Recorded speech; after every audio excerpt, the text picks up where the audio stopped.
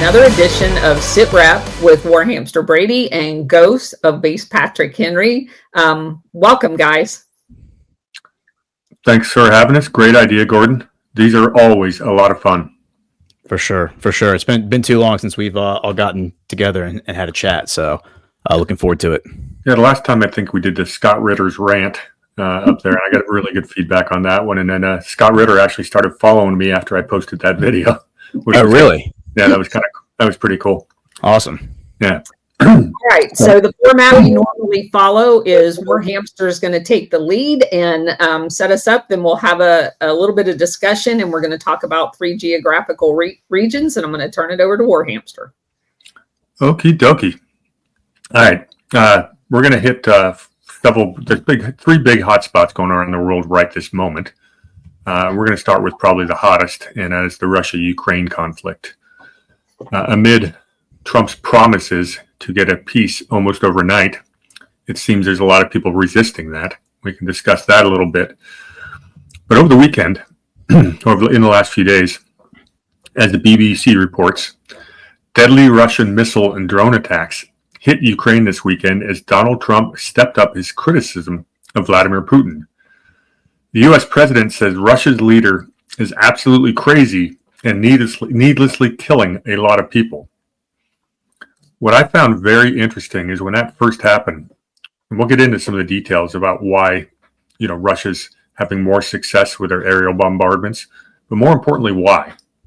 Because when it was announced that they hit Kyiv with the biggest missile and drone attacks ever, or since this began, Trump was unaware. He was asked about it by someone in the media, and Trump said, "I had not heard that," which brings up to the question: why did we know about that? To be precise, Putin was visiting one of the regions near the border, and the Ukrainians had sent a massive drone attack trying to take out Putin. Couple of questions. We know Americans intelligence has basically been helping the Ukraine with satellite data and everything like that since day one. Even though we're an innocent bystander. But more importantly, how the heck did the Ukrainians get the intel that Putin was going to be there by the border on that day? And then second, why did Trump not know about it at all? Yeah, so I would argue that I don't know. I mean, obviously I'm speculating here, but I would assume that Trump is telling a little bit of a white lie there when he says he is a little bit of theater when he says he didn't know. I suspect that he probably is as read in as anybody in terms of like intelligence and understanding the actuals of what's actually happening. And of course, we throw out the caveat that this could all just be narrative warfare, and to what extent are these attacks happening. We kind of set that aside and we just engage with what's being reported in the story we're being told. But my assumption is that have you seen the video? I don't know if you have the video handy. If not, I do. But the video of Trump being asked about Putin, and like that 44-second clip. Yeah, go ahead and throw it up there. Let me pull that up real quick. I'm sorry, I thought I had it. Let me make sure I have the right one, because there's people have chopped it up a couple different ways, and I want to make sure I get the.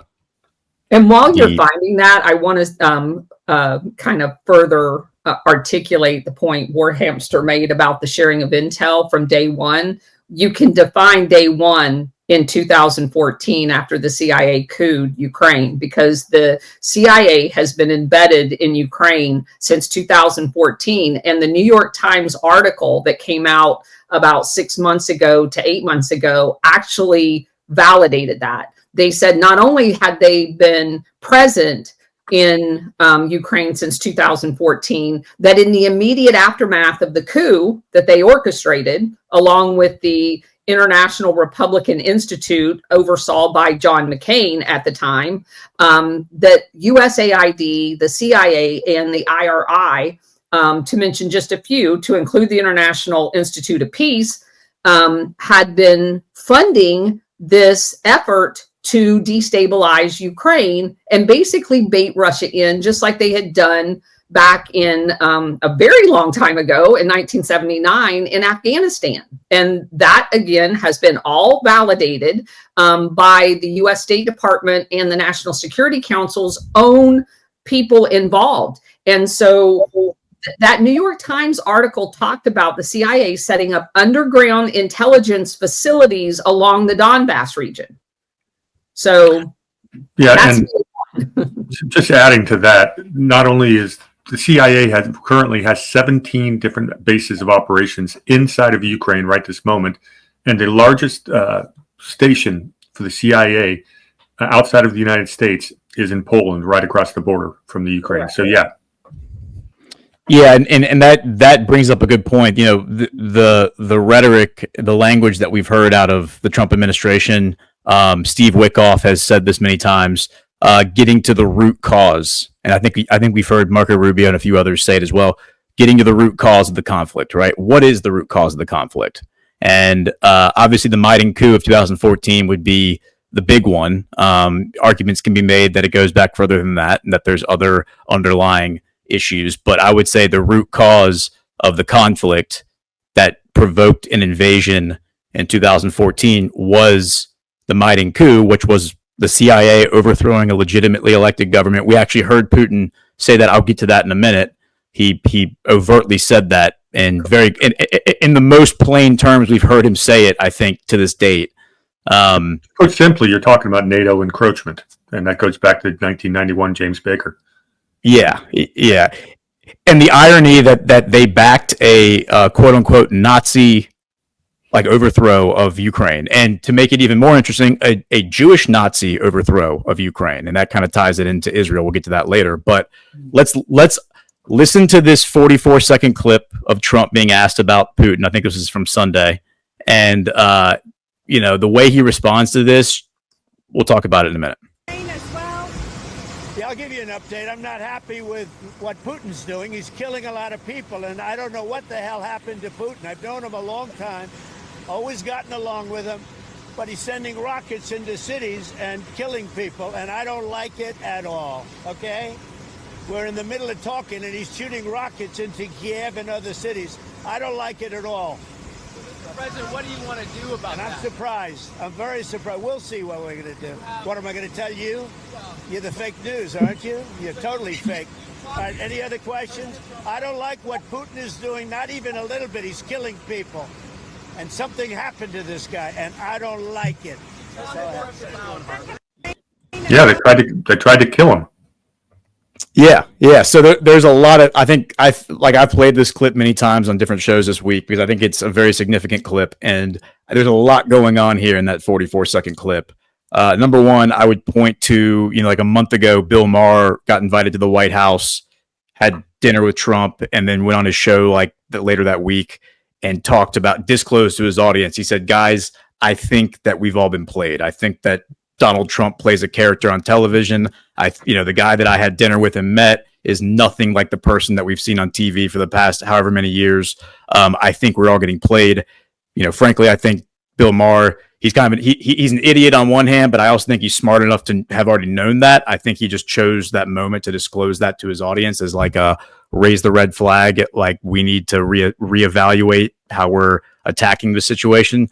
And I think that's what you're seeing right here. I think Trump is absolutely doing a kabuki theater there when he says that. The way that he kind of chides the guy and says, "What am I going to tell you? You're fake news." I don't like it.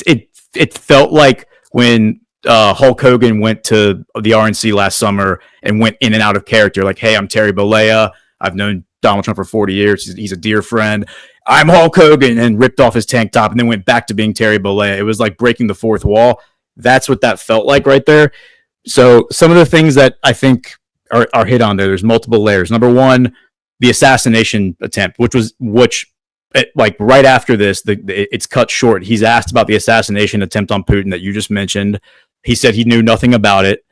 He's been attacked by a lot of people saying that maybe he's not being fed the right intel. Maybe he's being given bad intel. I don't believe that. I think President Trump gets all the intel he needs, and has a little bit of he feigns ignorance. He's dumb like a fox, like that, right?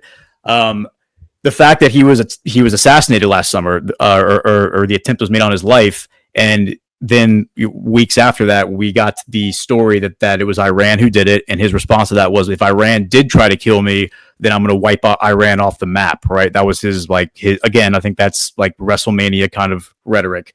But you have to imagine, if he's applying that standard to himself, he would also extend that standard to Putin, that if there is an attempt on Putin's life, then that would be the reason that Putin would send rockets. That would be your natural reaction, yeah.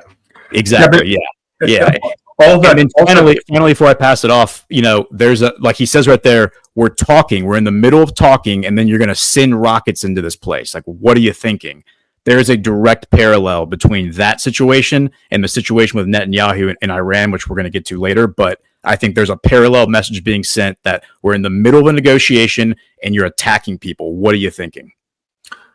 All that being perhaps accurate, I still hesitate to have 100% faith that he's getting always the best information. And I say that because some of the people that have his ear, that we know are neocons. His Secretary of State is Marco Rubio, who sat on the Senate Select Committee on Intelligence while Russiagate was going on and put out a report saying that Russia did collude with Trump and interfered in the 2016 election. We know that's false. So some of his inner circle are people I will never trust. And Sebastian Gorka being the best example. I watched him speak in San Diego 2 years ago in person. And Gorka sat there and spent 30 minutes railing on, take the exact opposite stance on why we, like what the Colonel just said about why the war in Ukraine started. Sebastian Gorka blames everything on Russia. This guy has Trump's ear, and it bothers me. So I always look at, when Trump says something, is it kabuki or is he getting the best intel? We know his National Intelligence, National Intelligence Council. We had to fire 100 of them just last week, and a lot of these people were around for the first Trump 1.0, and they're the ones who basically orchestrated impeachment 1.0. So no, I don't trust the information he's getting. So can I make an observation here? Because my research has been almost exclusively focused around the National Security Council. They have played a pivotal role since post-World War II in orchestrating all of the Gladio ops. And I think Trump has chosen to keep a certain element of people that he already has pre-identified as parroting the talking points of the neocons. So he puts them in the room with the people that are actually on his team, most of which whose names you do not know, because they are what I would refer to as the patriots and they have been like Tulsi Gabbard. They have been placed in positions of authority, and he thrives on this. He listens to the neocons spout off what he knows the John Boltons of the world are saying.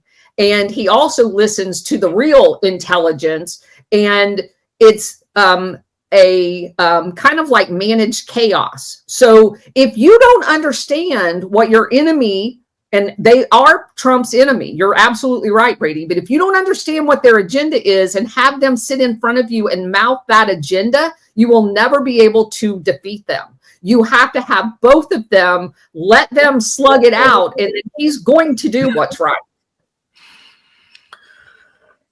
Very good for the background here.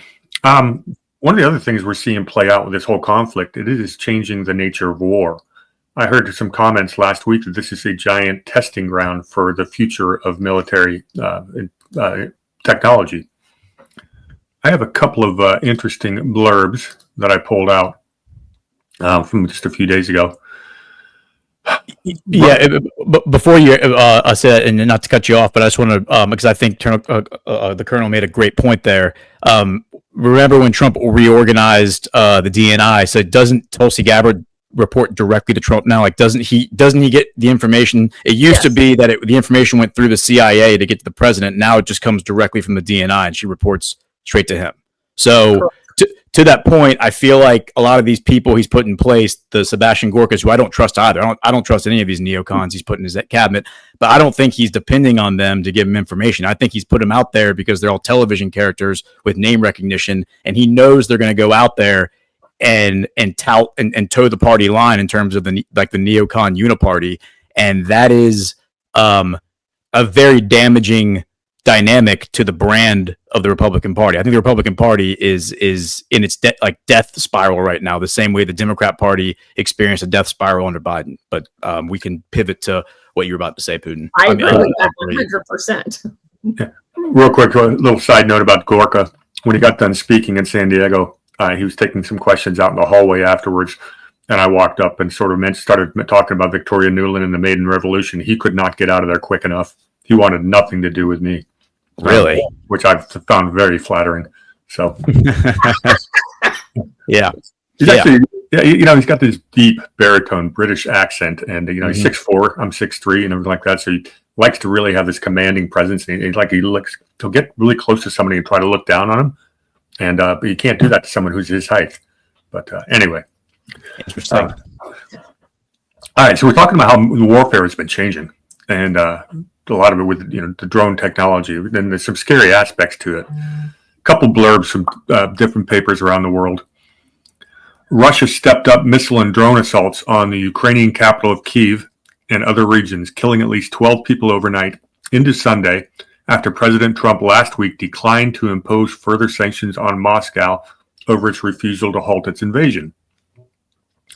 Russia attacked with a total of 367 drones and missiles, one of the largest single-night raids of the war, according to the Ukrainian Air Force, in a second consecutive day of pounding strikes that sent civilians running for shelters in the middle of the night. All right, one more. A little bit of statistics. A year ago, for 30 drones to strike Ukraine in a single night was considered exceptional. Now Russia is saturating Ukraine's air defenses with hundreds of them. On May 25th, the Kremlin pummeled the country with what it's called a massive strike against Ukrainian cities, featuring 298 drones, probably a record. Okay. Last year, the Kremlin was producing around 300 Shahed drones. Is it Shahid? I'll call it Shahed. Drones a month. The same number now rolls out in under 3 days.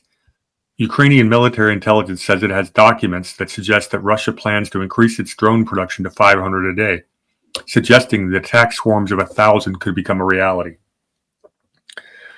So there's a lot of... Yeah, go ahead.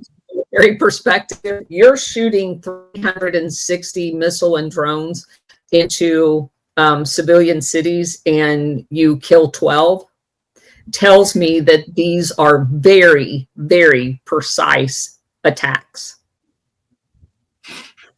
Yeah, I would agree with that. And they're not hitting hospitals. Yeah, and you make a great point about this being like a laboratory for developing the next evolution in warfare, and these drones that are flying back and forth. That attack that purportedly occurred against Putin as he flew into Kursk. It was like, I think they said they shot down like 49 drones or whatever, and we are quickly pivoting to drone on drone warfare where the human element is being just removed from the battlefield. And Ukraine is really where, at least narratively, like what we're being told is that, and there's videos out there of these drones flying in, and there'd be two guys talking, or a couple guys talking around a truck, and then they see the drone coming and they run away, and the drone chases them down and kills them. That is very, very costly from I would imagine from just an economic standpoint of not only the human cost, but the investment and training up these guys, deploying them in the field, and then you lose them while they're sitting there, they're sitting there planning out what they're about to do next, and then a drone flies in, this cheap little drone flies in and just kills them all. It's like, pull those guys further back away from the front line and send other robots in to do the dirty work. That seems to be where we're transitioning to. I had Lieutenant Colonel McCulloch on my show a few weeks ago, and we were talking about maneuver warfare. We were talking about how because he's from the Army, and so he would train soldiers in tank warfare. And we were talking about how we sent, I think it was like 37 Abrams tanks to Ukraine, something like that, and they've already lost most of them. They've lost I think it was like 20 of them, something like that. And he said, to put that in context, we haven't lost that many tanks in like the 25 years we've been in the Middle East. He's like, that is remarkable. To lose that many tanks in less than a year is unheard of. And there are reports that they're using them as like pillboxes, meaning they're just stationary. You have these drones that are like videos of these drones flying in and taking out the tanks. They're just completely unprepared. They're not trained to be able to deal with the situation. And he said that maneuver warfare, the way maneuver warfare works, is that you tell your commanders in the field what your end game is. You maybe give them a few milestones you want them to achieve, and then you just let them go. And then they're empowered to make their own decisions in the moment. They don't need to come back and ask, can I attack this guy? It's like, yeah, if you think you need to attack that guy, attack him, take the next objective, and then move forward. The Ukrainians don't seem to have that ability. That they don't have that training. They don't have maybe the technical skill to drive the tanks. We have the stories of the F-16 pilots who spent 2 years training to fly the F-16s, and the moment they take off, they get shot down. There's just a total lack of skill from these human pilots, both tanks and aircraft, and so therefore they're pivoting towards drones. Not to mention go to the Houthis in Yemen. You know, the Houthis are sending these drones and these missiles at these aircraft carriers that cost a fraction of what the missiles being sent to block them cost. And so every time they send a missile at one of these aircraft carriers that gets taken out in the sky, that is a significant cost the U.S. military is paying to take out that drone, which is very cheap in the eyes of Yemen. And so that is establishing a military precedent that can be adopted by other combatants around the world. And, you know, soon enough, you lose the economic war. And that's something that I know you can speak to, Brady, that if the war is not economically feasible, you're going to give up very quickly. Well, Gordon, that's exactly the point I was driving at when I brought this up. When I started mentioning how Russia's been able to increase its production of drones to more than, they can make more in a day, in a week than Ukraine can in 6 months. The end result is it's clear. The scary part about this, and I'm glad you brought up the fact that these Houthi drones are attacking an aircraft carrier. Any country that has got, they can spend a little bit of time and really ramp up production of drones, and you're going to become nearly unstoppable. And, China. Go ahead.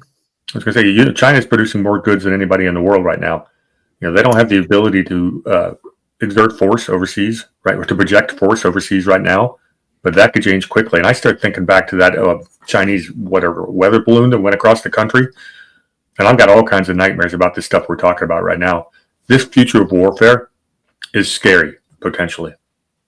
So I want to kind of make an overarching comment.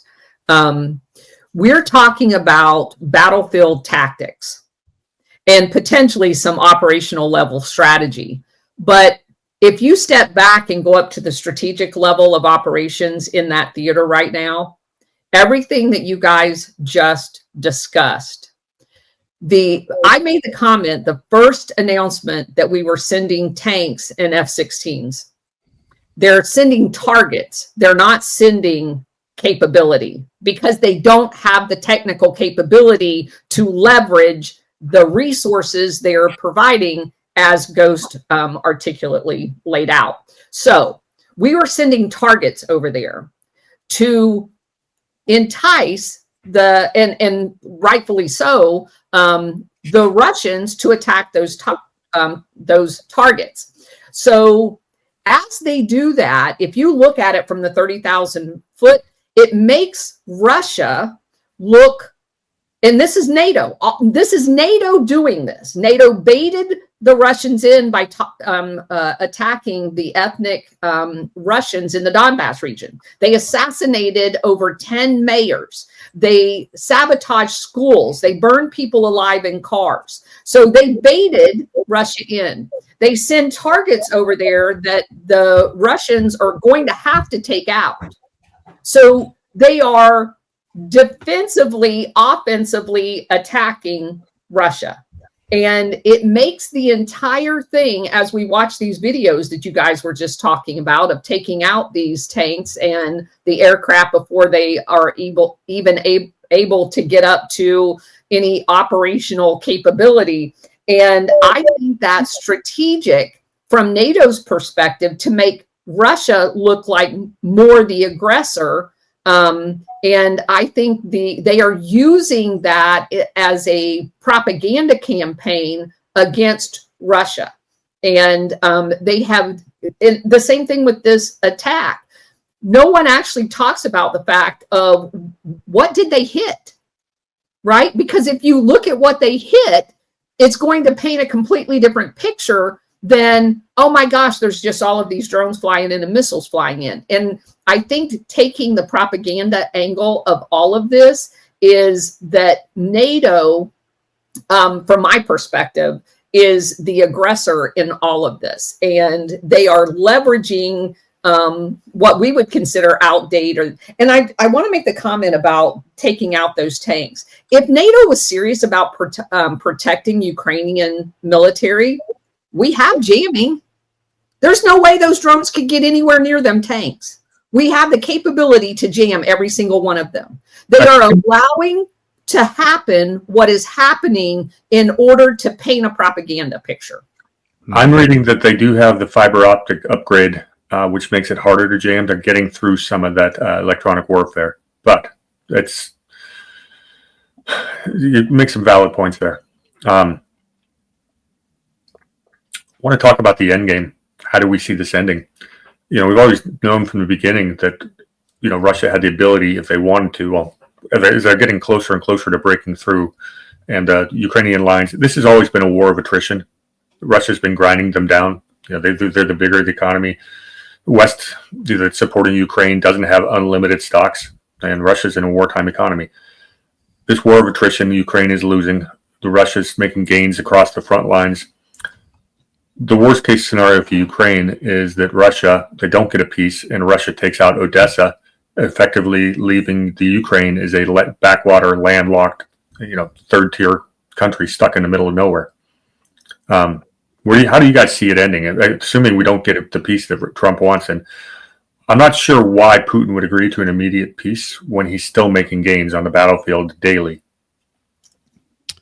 Yeah, and that's the point, is the point that Lavrov's been making for a long time, and Putin as well, is that why would we why negotiate a ceasefire when we're winning? He's like, so we're crushing you, Ukraine, NATO, and you want us to do a 30-day ceasefire for what purpose? To give you opportunity to reorganize, regroup, and then start this all over again in 30 days? He's like, no. If you want to negotiate a finality to the war, fine, but here are the terms. And the terms are the same terms we gave you back in 2022 that you agreed to with the Minsk the Minsk Accords. And then Boris Johnson came in and convinced him to renege on all that.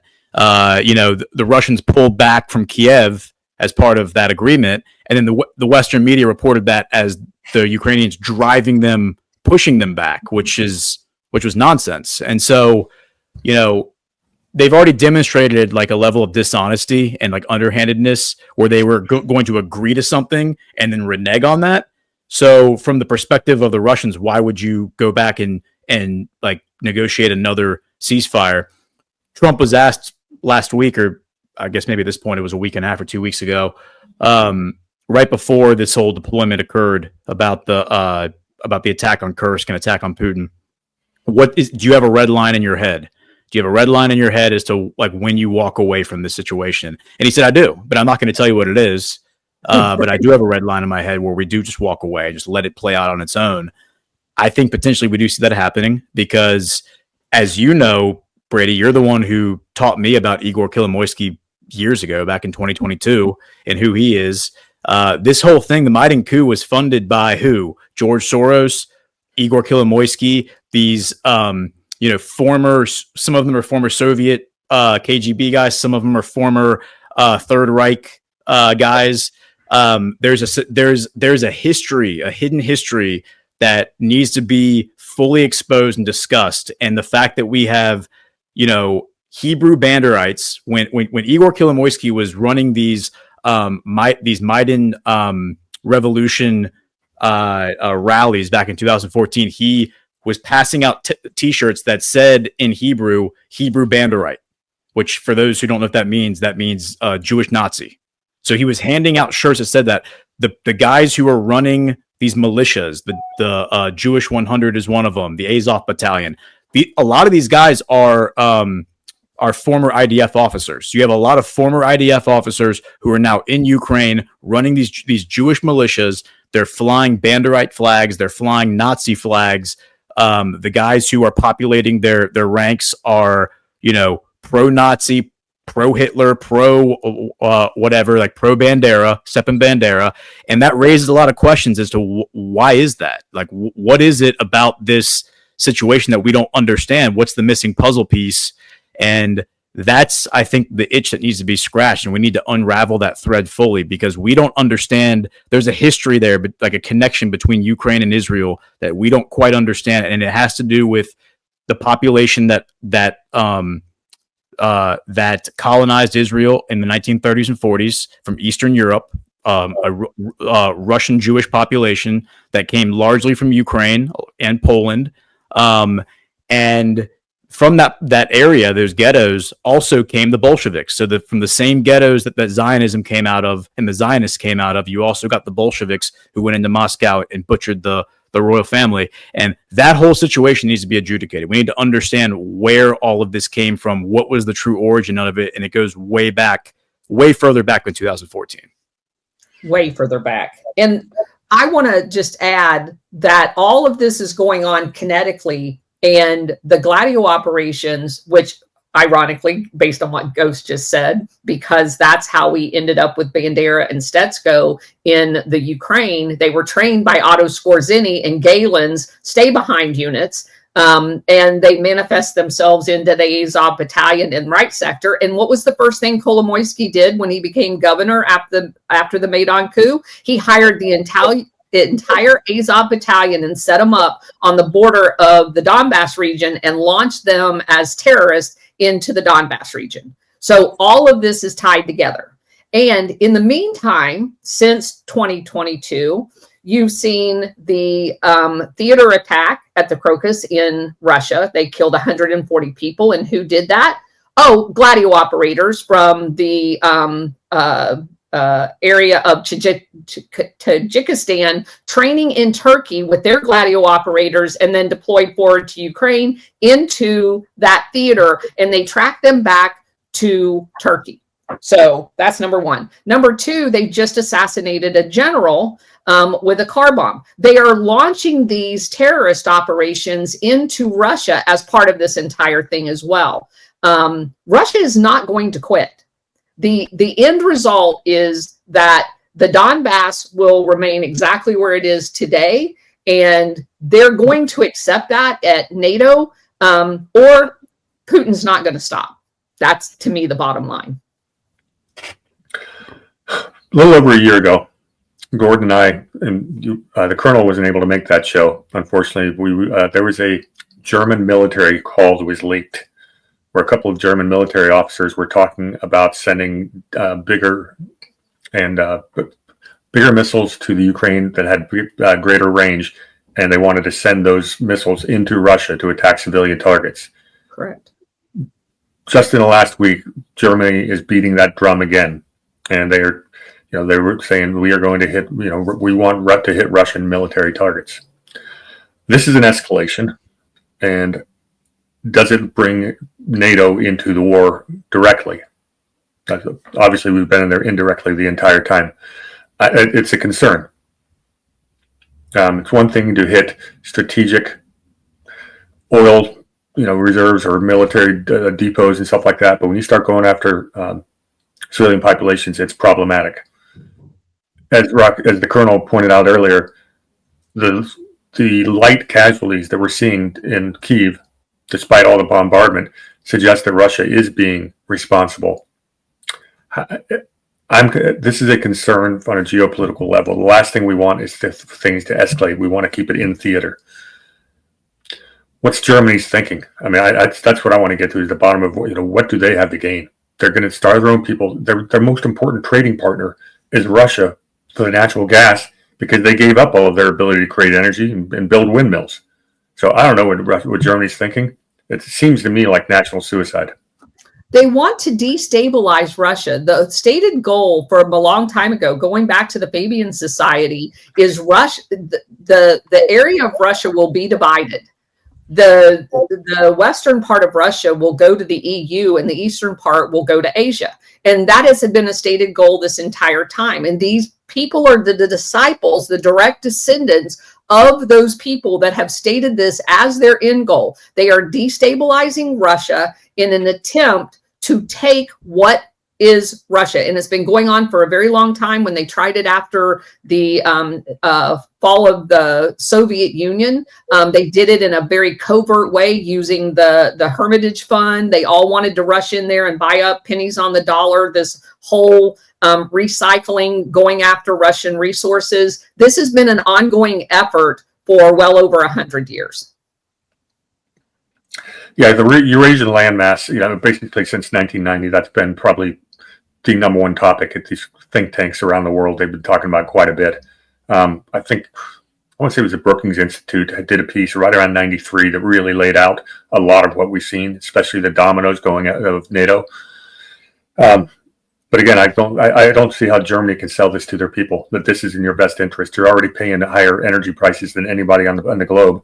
We already know, that the pipeline was blown up, Nord Stream, and there's no other way to get energy to Germany unless we're going to ship our liquid natural gas across the Atlantic, which makes it even more expensive. Extremely expensive. Yeah. And if you want to share my screen, this is, one of the more famous pictures from Trump's first term.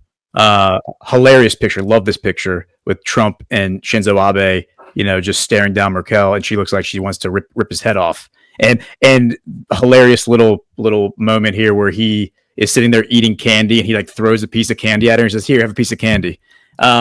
This picture is from June 9th, 2018. So literally exactly 7 years ago. And he's lecturing her on what you just described. He said, "Why should I, the United States, pay to defend you, Germany and Europe, from Russia when you have now negotiated trade deals that make you completely dependent on Russia for energy needs?" That doesn't make any sense. You are completely beholden to Russia. If they wanted to crush you economically, they could do it overnight. Why am I paying to defend you from them? And that's what made her so mad. And selling it to the German people isn't working, which is why their nationalist party has made market gains. So the NATO position is not popular in Germany at all. Yeah, that's really good. First of all, I love the look of John Bolton's face. I know. But that's probably one of my favorite parts of that picture. The Alternative for Deutschland, AfD, just got a major court victory. Yes. They basically they're actually going to be allowed to be a political party. It's surprising to see courts get something correct, but so they're not selling it to Germany. They're selling it to their little close-knit group of people that want to take over the world. And to that point, anecdotally, we were talking before we went live about how I was just in Paris a few weeks ago, and walking around Paris, I only saw one Ukraine flag the entire time I was there, and it was a sticker that an old man was wearing, and he was definitely a tourist. And just looking at him, I could tell he was either from England or America, but he was definitely not from the European continent. I could just tell looking at him. Other than that, I didn't see a single Ukraine flag. I see them from time to time, bumper stickers and stuff around here. It seems that the American public is bought way more into this conflict than the European public has, because I didn't hear about this at all when I was over there. And I mean, I did hear people, my wife and I would, start up conversations with people at cafes, and we tried to go to places that were, less tourist traps.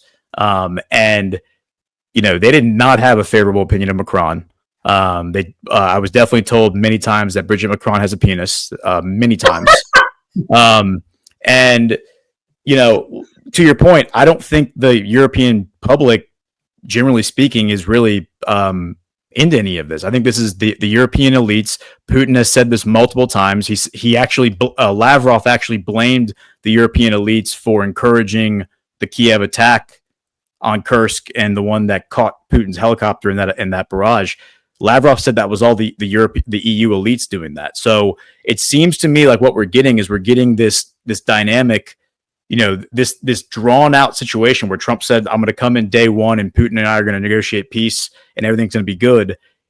That hasn't happened, to the detriment really of the European Union elites, because they're now being isolated from their constituents.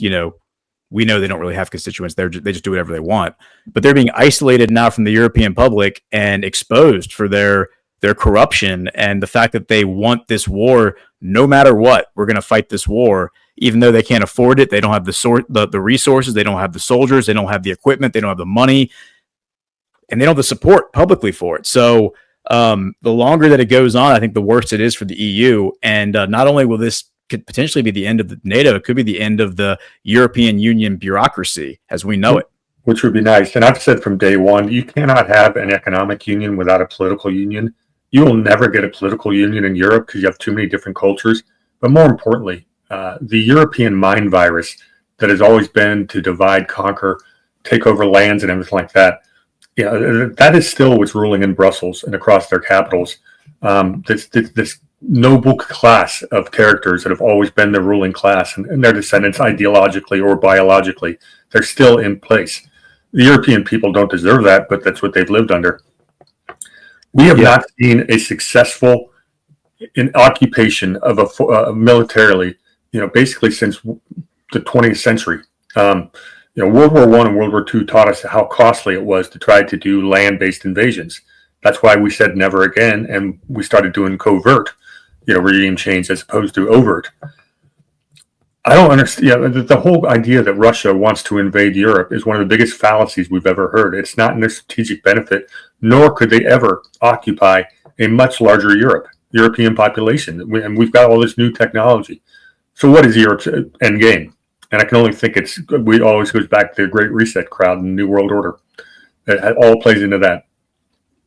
Yeah, and as we know, Russia can't be invaded. You can't invade Russia. You invade Russia, you're going to destroy yourself. So it does seem like bleeding out Europe economically and the United States, the West, really is the end game here, and that feeds right into the Great Reset, like the economic collapse aspect of all this.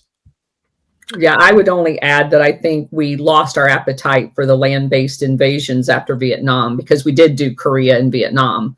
And like I said, they weren't successful. Yeah, right. But then we went to exclusively covert. Yep. Real quick, this is a 1-minute video, and I think this video is worth watching because you asked, what's the end game here? Here's Putin a few days ago meeting with a bunch of Russian businessmen, and it's in Russian, so I'll read the captions here. But he says, let me silence it. So he says, it wasn't us who organized the coup in Ukraine. We constantly heard that democracy and the rule of law and elections are paramount, but they staged a coup. Bloody coup at that. And they went full on, tried to conquer the Donbass and killing people with helicopters. They forced us to do what we're now doing. And they're trying to make it look as if it's our fault and the next step.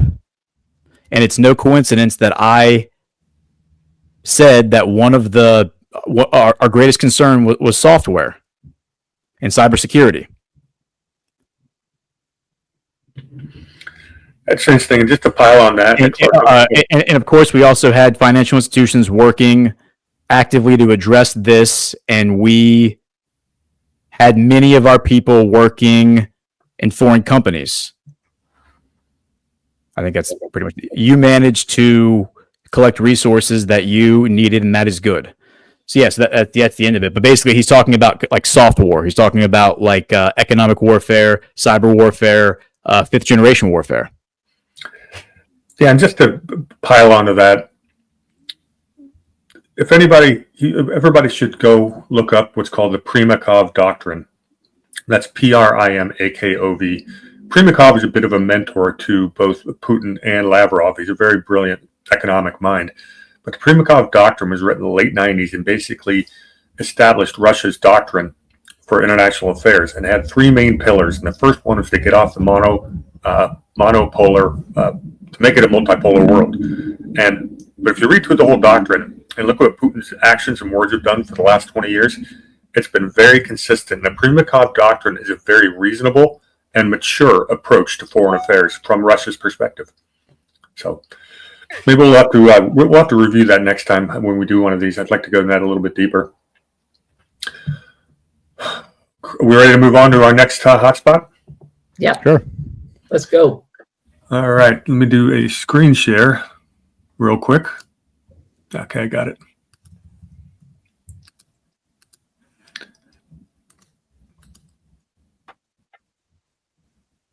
Oh, shoot. Sorry about that. My apologies. What's our next area that we're going to? We are going to the Kashmir region.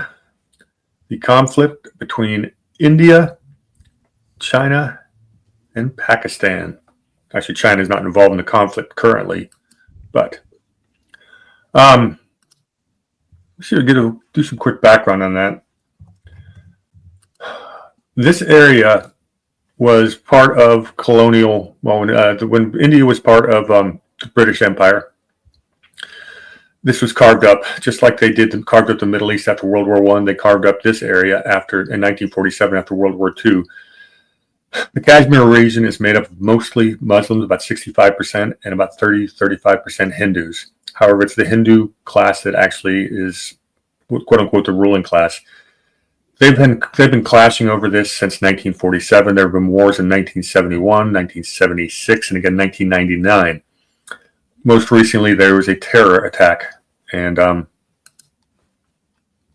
see if I have that document with some more details on that. 2019, there's a suicide bombing by Islamist group Jaish-e-Mohammed, and it killed 40 Indian paramilitaries. India retaliates with new rules that stripped Kashmir of autonomy, allowed outsiders to buy land for the first time. That really pleased the Hindu base and ticked off the Muslims because they didn't want outsiders' money coming in. India retaliated with heavy security measures and crackdowns on militants. We just saw an April 26th April this year terrorist attack on a place called Pahalgam. This was blamed on the Resistance Front, which is also known as Lashkar-e-Taiba, another Muslim militant group. The Indian government claims they're backed by Pakistan and killed 26 tourists. Modi was in Saudi Arabia at the time, flew immediately home. Things have been very, very heated. Now they've backed off in the last week. What I'd like to talk about a little bit is not just the broad history that everybody knows, but really look at how that area got carved up. And okay, here's the other map I wanted to show. The other thing India was talking about doing, and this is the real big threat, is cutting off the Indus River tributaries. Now, this would be an absolute act of war because this Indus River feeds both Afghanistan and India and to a lot of their farmland. India currently does not have the capability of cutting it off. They don't have enough dams. They've flooded their own land, stuff like that. But this is getting very, very scary, especially when you consider these are two countries that have had nuclear weapons since 1998. So, there's a fascinating background to what's been going on in everywhere from, we just saw a regime change in Pakistan itself, and we can talk a little bit about that. There's several areas. Overlying themes, it seemed that the regime changes are surrounding Modi in India in a pincer movement. And that's exactly what it seems like. Destabilization. So So yeah, we've had issues in Myanmar, Bangladesh, Sri Lanka, Pakistan, obviously Afghanistan, and Iran. The only area that hasn't really seen any violence is China, and that's basically everybody around India. So I think So can we start with Bangladesh? Yeah, Since we- please. That's Yeah, what I was going to say. talked- You begin. Yeah, since we've talked about Bangladesh before, the CIA, USAID, their stooge Soros, all got involved in Bangladesh, funding some very and just so people who've not are not aware of this, Bangladesh used to actually be what was referred to as East Pakistan. So after World War II, they basically had surrounded the northern perimeter of India with Pakistan, which was created. It wasn't even a country prior to that. But they didn't just create Pakistan proper. They created on the west. They created East Pakistan on the eastern side. So now they're on both sides. That eventually turns into Bangladesh. And they had a very nationalistic leader in charge of Bangladesh that just got overthrown. And a radical person, very friendly to the West, was basically installed in Bangladesh. That's a strategy of tension, a destabilization to co-opt the border of India. And they're, again, it's like what Brady said, a pincher movement in order to be able to effect control. And so people need to understand that this is not just about India and Pakistan. This is a much bigger thing. To your point about the nuclear capability of Pakistan, if you go back to the BCCI, the Bank of Credit and Commerce International that was set up originally by a Pakistani, it's touted as a Pakistan bank, but it was really administered out of the city of London in conjunction with the UAE. And that bank was funded in large part by Saudi Arabia, the old regime in Saudi Arabia. And so that becomes critically important because they were central to the trafficking of nuclear capability material out of the state of Texas. And CIA using front companies were caught giving India nuclear capability, technology. And that's very well documented. And so the presence of India in that location has led to a lot of destabilization of the surrounding area. And that's kind of what I talked a lot about, that these countries that were created after World War II, Ukraine, we're going to talk about Pakistan, and we're going to talk about Israel. And there's no better way to describe that than they become the pockets of destabilization in those areas in which they can launch operations from. there's a bit of a pattern, isn't there? A little bit. Yeah, there's a great I'm trying to pull it up real quick. There's an article that has there's a story that's unfolding that I was sent by some of the authors, and I've been talking to them a little bit, and they're still working on it. But I think it was George Magazine put it out. Maybe Gateway Pundit was the one who published it, but it has to do with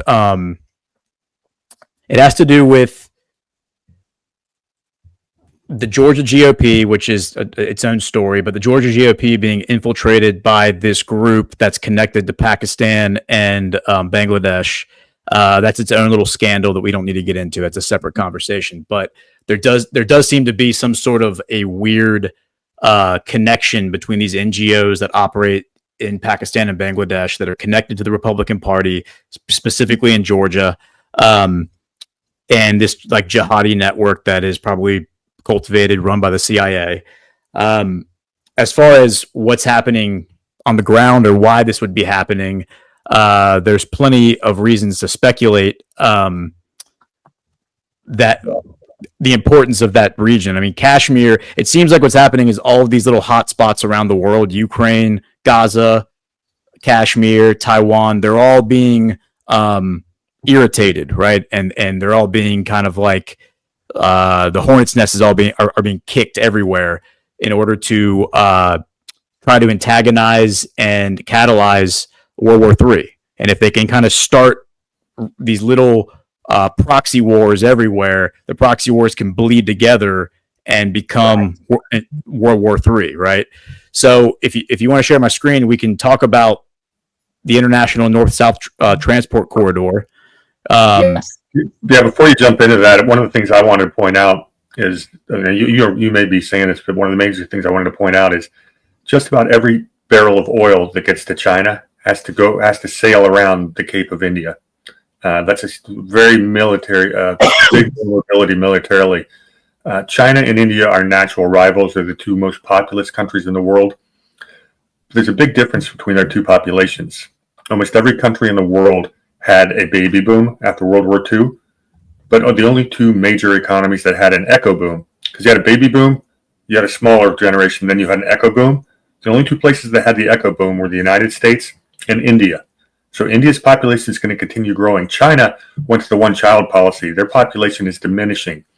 This is a major economic problem because the way economies are set up, it's the younger generations that have to be able to support the older ones. And these two are natural rivals for many reasons, but those are a few of them. Go ahead, Gordon. Well, I was going to say you're right about that. You may recall, like back in 2022, there were some border skirmishes between China and India where soldiers were killed. I think it was 22, maybe in 23. It looked like, I remember Steve Bannon talking about it on War Room, where it looked like that there might be a conflict between India and China, and that India might become a two-front war where they'd be fighting China in the east and Pakistan in the west. And that kind of again feeds into what we're talking about with these proxy wars.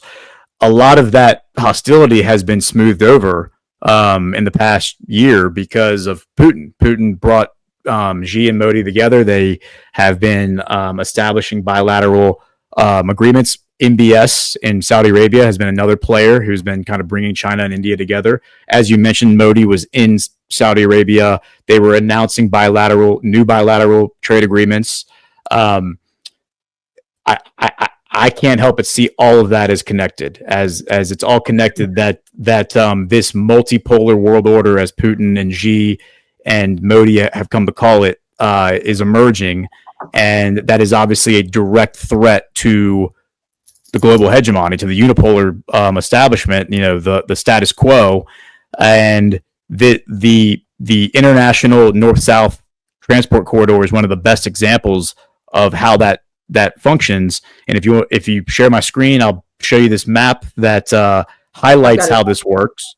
And this is probably one of the better maps that demonstrates that. The blue line is the status quo. This is how you ship goods from Mumbai in India to Europe, is through the blue line. It comes through the Suez Canal, and it takes 40 to 60 days.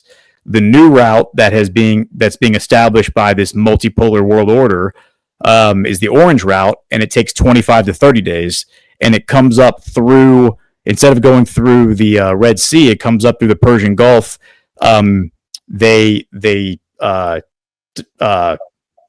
unload at Bandar Abbas, this port that has had billions of dollars invested in it in Iran over the past couple of years, including the Saudis. The Saudis actually have been investing heavily in Bandar Abbas. That's very significant considering the fact that the Saudi Arabia and Iran have been enemies historically, especially since 1979. MBS has talked about that. That was like the fulcrum year, as he calls it, from when the ideological arms race in the Middle East, where who can be the most extreme, who can be the most orthodox. And Iran says, all right, we're going to close down movie theaters. And Saudi Arabia says, oh yeah, we're going to close down cafes. Oh yeah, well, men aren't allowed to speak to women anymore in public. It's like, who can be the most pure Islam, the most pure form of Salafi Islam. And that's what's really driven the radicalization of the Middle East in the 1980s. So undoing all of that, which we've seen happen over the past couple of years, has been a critical aspect of diffusing this World War III bomb, and this transport corridor focusing on prosperity, offering people a chance to pursue wealth and pursue prosperity as opposed to achieving it through warfare, is a major element in all of it. And so if you look at this map, the disruption of this corridor can be achieved through Kashmir and trying to provoke a war between Pakistan and India. And if you can get China involved, all the better.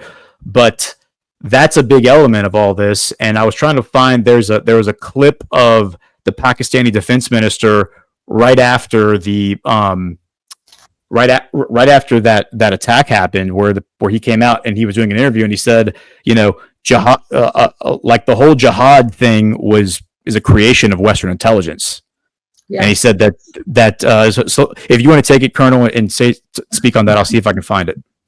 Well, and that's the point that I was going to make. A couple. So you guys mentioned the long feud between China has a memory that's 1,000 years long, and they've never still forgotten the Boxer Wars that were originated by the UK using Indian opium into China. And the influx of opium and the drugging of the Chinese people. That was something that you hear discussed. Also, the use of Pakistan was pivotal to the 1970s overthrow of the King of Afghanistan and the destabilization of Afghanistan. And Brzezinski is famous for saying that they were going to give the Soviet Union their Vietnam. They went through a lot of machinations to draw Russia into Afghanistan. Basically for opium explodes in Afghanistan. And we all know that money is used to fund covert operations worldwide. And so where did they set up all of the opium labs for the Afghanistan? In Pakistan, because they have been funding the ISI for a very long time. And again, because they have a network inside of Pakistan in order to create these Al-Qaeda, the Mujahideen in Afghanistan, ISIS, all spawned by Western intelligence entities to transition from 1991, the fall of the Soviet Union boogeyman, into radical Islamist terrorism being the new boogeyman that they are going to unleash on the world to control domestic populations. Looking at the map that Gordon showed us, and I pulled up the Primakov Doctrine. Basically, this is from the Carnegie Endowment, one of our favorite boogeymen. But here's their summary of the Russian Primakov Doctrine, their foreign policy. It says, number one, Russia should strive toward a multipolar world managed by a concert of major powers that can counterbalance U.S. unilateral power. Number two, Russia should insist on its primacy in the post-Soviet space and lead integration in that region. Number three is Russia should oppose NATO expansion. Well, that's all played out over the last 20 years. I bring this up because yesterday, the Colonel and I, who were going through our secret societies, we ended up talking about China. And it's very interesting. Some of these one world government types are deeply embedded in tightening our relationships with China at the highest levels, including their universities, their 7 talents, all that sort of thing. It seems like we have two opposing visions. We have a one world government vision versus the multipolar vision. And China, which direction they go, might be the deciding factor. They're definitely pivotal to that conversation.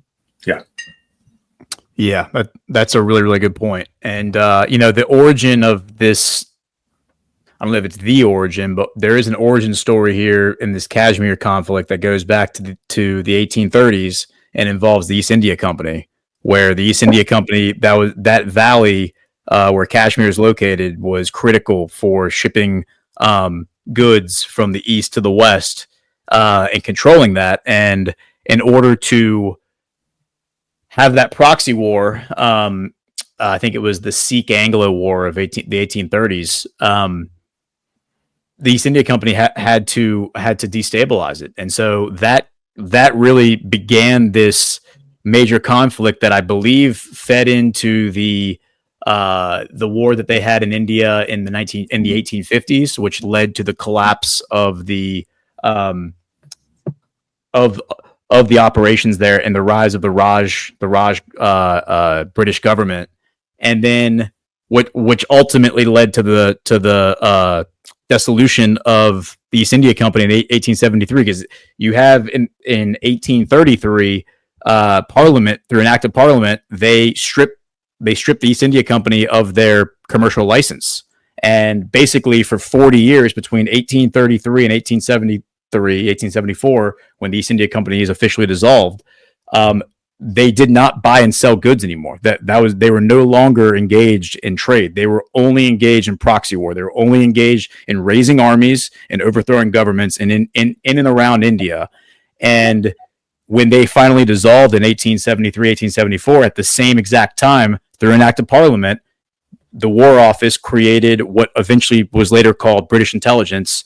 And at that time, the East India Company had a standing army that was twice the size of the British Army. The British Army, I believe, was like 120,000 strong, and the East India Company was 240, 250,000.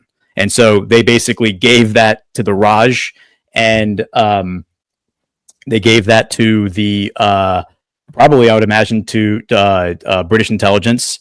And I know we've talked about this before, Brady, but my theory is that East India Company became British intelligence. They reinvented themselves, and they realized that the real value in what they were doing with their espionage and their proxy wars, that all the tactics they had developed in the 1700s and the 1800s in India, trying to gain control of these resources, because the cultures there, the civilizations there, were far more sophisticated than what they found in the New World and in Africa.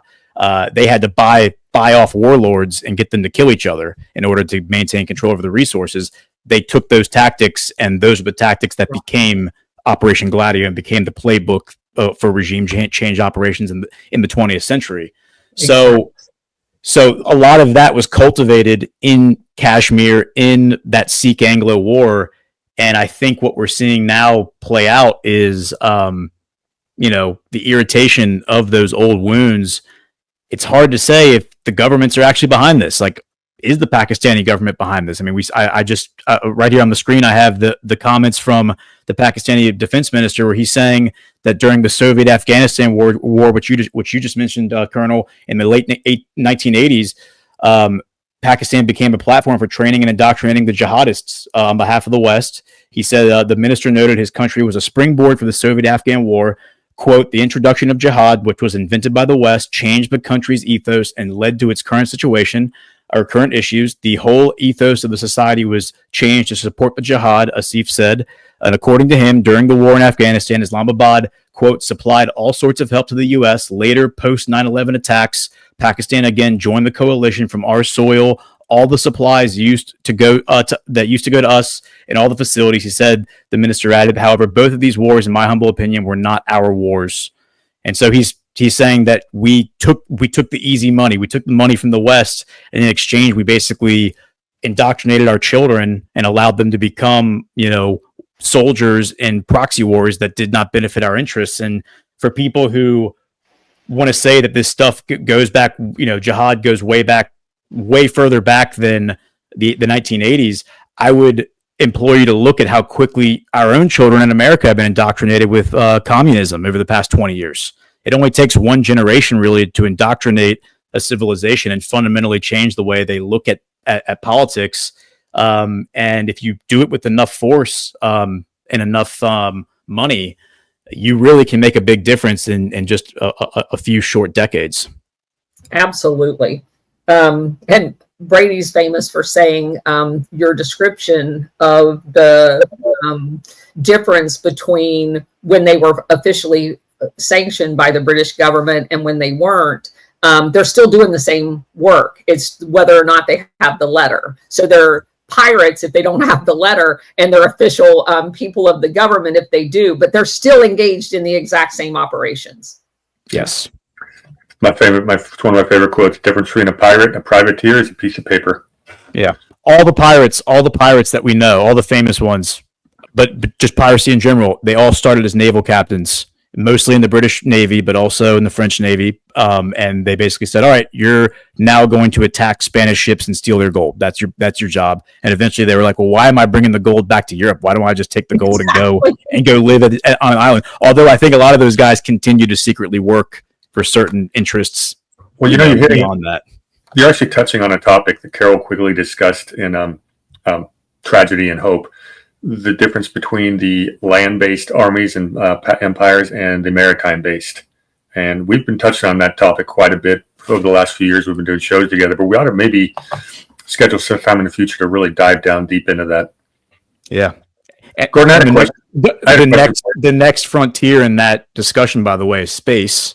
And General Quast just did that big interview with Sean Ryan where he touches on that. And the way he described it to us at GART was that, we are space right now is, we, the United States, are basically, we have our toes in the sand, our feet in the sand, sitting in a chair on the beach, like in Europe, looking out over the Atlantic Ocean. And China is already on ships in the New World, setting up colonies and preparing to bring the resources back. And we're sitting here like lollygagging, not even thinking about like why aren't we on ships going over there getting our own steak over there. And that's how he views space and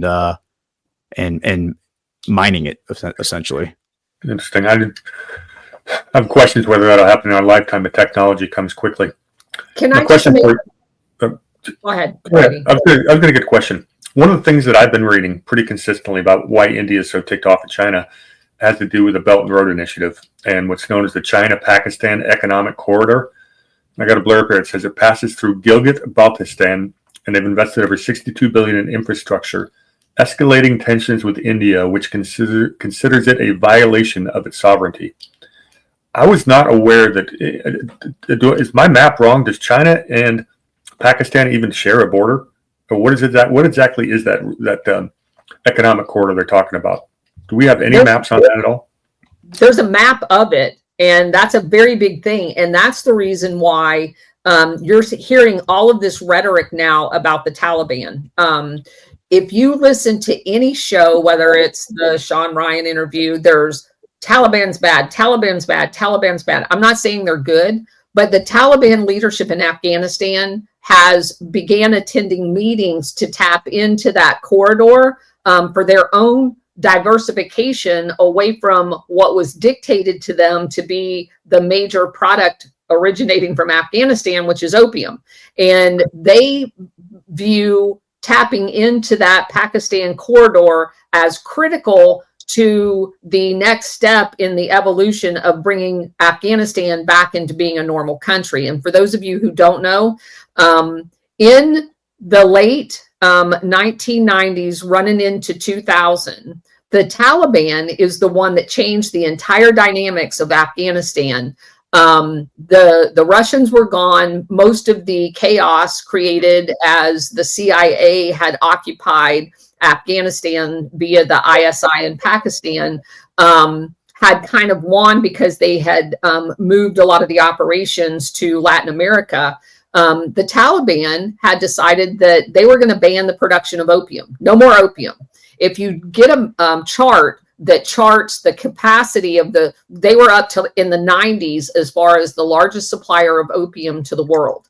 And while the CIA was associated with them. So the Taliban takes over, they bring it down to like single digit thousands of production of hectares of opium. And so it's not at all coincidental that as that production capacity goes down to almost nothing in the year 2000, what happens the next year? 9/11. And where do we go?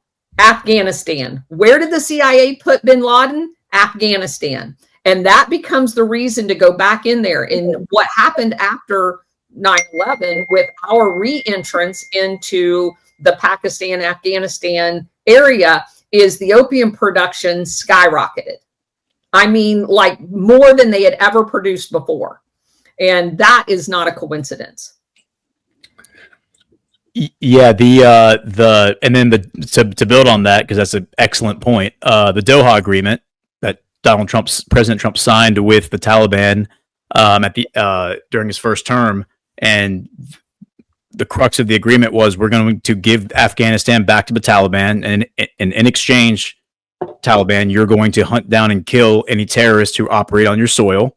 And basically what happens is they come back, they shut down the opium production, and then what happens? America gets flooded with fentanyl. So then all of a sudden, the deep state is pivoting from opium because, I mean, if you look at the chart you're referencing, the Taliban are driven out of power in Afghanistan. The CIA takes over. They drive up opium production. All of a sudden, the American markets get flooded with opium. I have many friends, close friends, who died of opium overdose in the past 5 years. We get they died of fentanyl overdose in the past 5 years, but they were addicted to opium. We get, and everyone probably has been touched by this in some capacity, like the opium issue that we have in the United States. And to answer your question, Brady, if you want to share my screen one more time, Colonel, here is the China-Pakistan economic corridor. Here's a map that shows you that Pakistan and China do share a small border. That territory directly beneath where the green and orange are touching, that's Kashmir. Yeah. So that's okay. That's the Kashmir area that we're talking about, where all of these attacks and this conflict is unfolding. It's right there, right next to what we're talking about. And then look at this: Council of Foreign Relations behind China's gambit in Pakistan, and here they are attacking the Silk Road and attacking the major projects of the major projects of the China-Pakistan economic corridor, and there it is. So this area right here off to the right, that is in the light gray, that's Kashmir, and that's where we're having these proxy wars now. Yeah, friendly reminder that almost the entirety of Pakistan's military brass and intelligence are trained by the United States. 100%. Yeah, so that's a major data point when we're talking about these. And you look at that entire eastern border or western border of Pakistan is Afghanistan, so they can tap into that economic corridor and completely change Afghanistan and reestablish it as a functioning country. And they do not want that to happen. And by the way, Abbey Gate, the attack on Abbey Gate, when we were pulling out of Afghanistan, the guys who went and bombed the Abbey Gate and killed those 13 U.S. soldiers, they were ISIS-K. ISIS-K is the Pakistan affiliate of ISIS, so they were out of Pakistan. The way I distinctly remember the way that it was being communicated to the American audience is that Americans were led to believe that somehow the Taliban were responsible for this. Well, months later, it was the Taliban who went and hunted those guys down and killed them on behalf of Donald Trump, because they said, we told Donald Trump, we gave him our word that we were going to kill any terrorist who was operating on our soil. These guys came to our soil and blew up that gate, so we went and killed them for you, Donald Trump. And say what you want about the Taliban, they are men of honor because they kept their word to a president who was no longer in power and didn't appear at the time to be returning to power anytime soon. And you watch every single one of these talking heads that tell you a story about the Taliban. They won't tell you the story about the Taliban.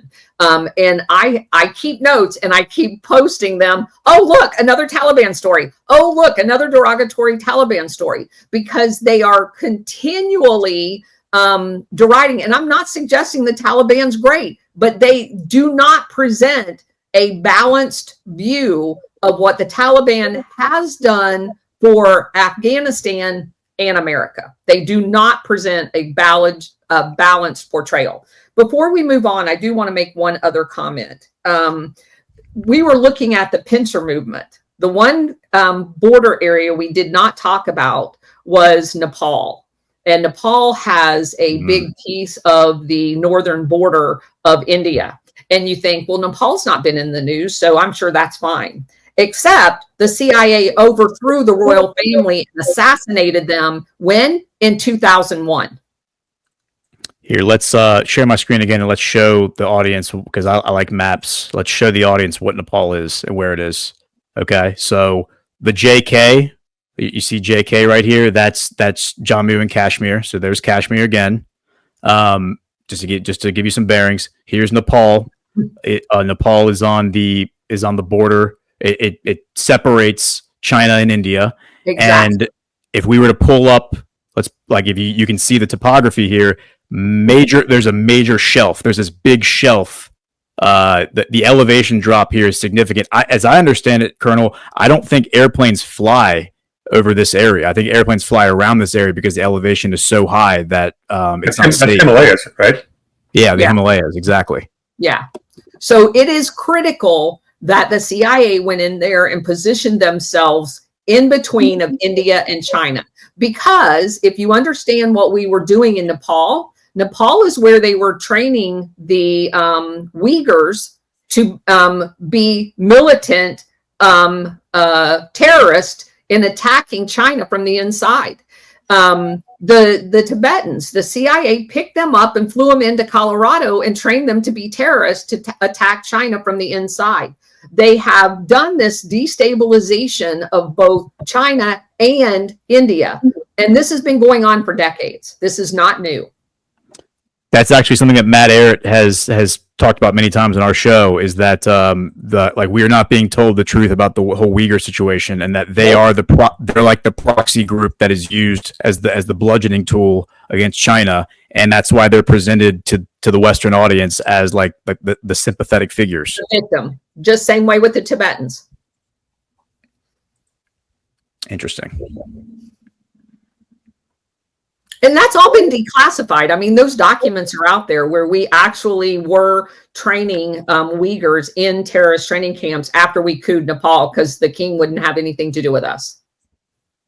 Yeah. And that's such a good point that, the average American walking around probably views the Taliban and ISIS and Al Qaeda as all the same thing. Correct. But as guys like that kid, Lord Miles Rutledge, as he calls himself, I don't know if you're familiar with this guy, this young kid who travels the world and he documents it on social media.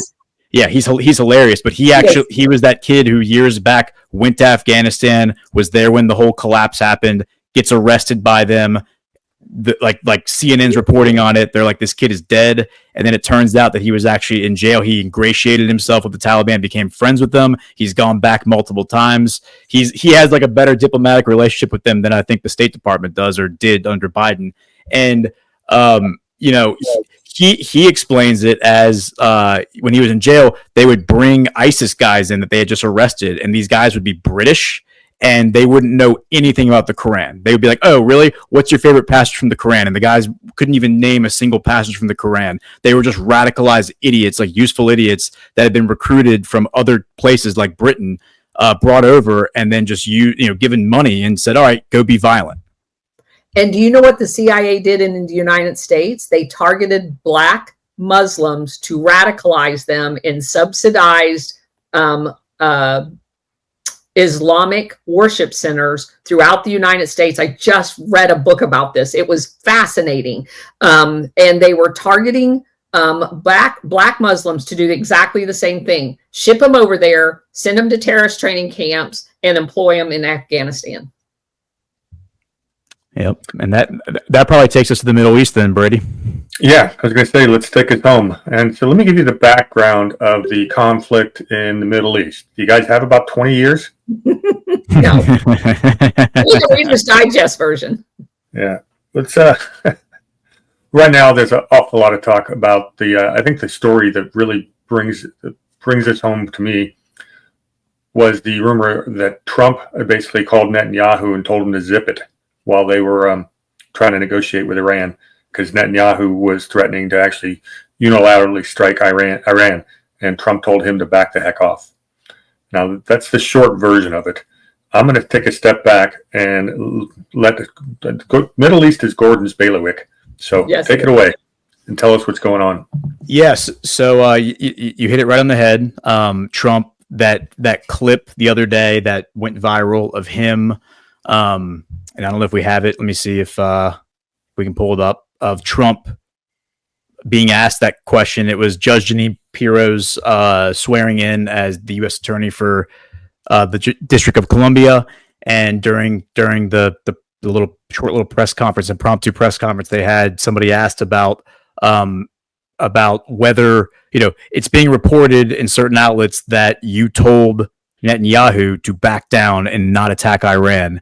Is that true? And then Trump had this like moment of hesitation. He's like, do I want to disclose this right now? Yes, I'm going to disclose it. Yeah, that is true. I did say that. I did tell him. I said it wasn't. He's like, I didn't yell at him. I just said, it's not in your best interest right now. That's the soft disclosure. Like we're the pivot has now begun. Something that I've been postulating for years now that we're going to see is I think Trump has very strategically put these people in his cabinet who may or may not end up being earnest actors, may or may not end up being quote unquote white hat good guys. But all of them, almost to a T, are pro-Zionist, pro-Netanyahu, let's go to war with Iran. And the talking points that they're putting out or have been putting out is basically to back Netanyahu no matter what. And if he wants to go to war with Iran, absolutely, let's go to war with Iran. It's neocon 2.0. This is George Bush 2.0. It's everything Donald Trump has spoken out against since the Iraq war, since 9/11. He has always said invading Iraq was a big mistake. Jumping into the Middle East was a big mistake. It was a trap. And the fact that he's repeating those mistakes, or at least narratively he has always been a signal to me that that's not actually what's happening.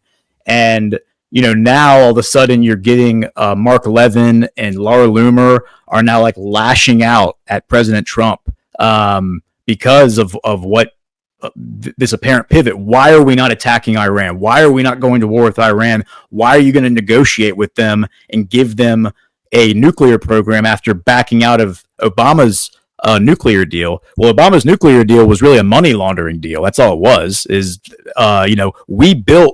They already have a nuclear reactor. They have a nuclear reactor that was built in 1975. We, the United States, built it in Bushehr, Iran, and the Soviets helped them maintain it. So they already have a nuclear reactor. The reason that they are enriching uranium is for that nuclear reactor. And in order to enrich uranium for a civil nuclear program, you enrich, as I understand it, to 3 to 6% enrichment. In order to get a nuclear weapon, you need 90% for like a military grade nuclear weapon. However, with enough material enriched at 20% to 60%, you can make like a dirty bomb. You can make some form of a bomb. That's the official the official narrative as far as the science goes, as I understand it, the Reader's Digest version. And so the allegations have always been is that they're enriching at higher levels and that they are amassing materials to build a bomb. I asserted back in June of 2023 when this question came up and the Middle East was totally peaceful and quiet at that time, that we were going to get a development where they were going to say we need to strike Iran before they nuke Israel. Like that's going to be necessary. It's going to start World War III.